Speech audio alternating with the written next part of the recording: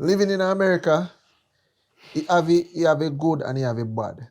Cause when me just come live here, bro, me dey in a house in months. And you see when I think where people not tell you, bro, when I think where people don't tell you when you come a foreign dog, that it is very depressing. Nobody not tell you You see, that. it is so depressing sometimes, worse when you not have no friends. I no bad mind thing this, brother.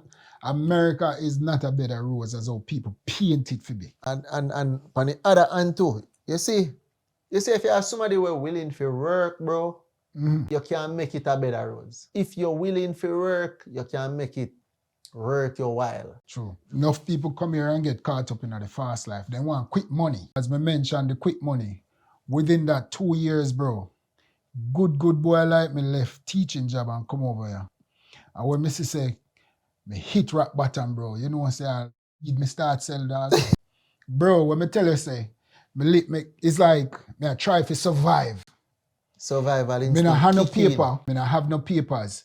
The amount of floor and couch when me sleep on, bro, me never yet do them something as poor as me usually be.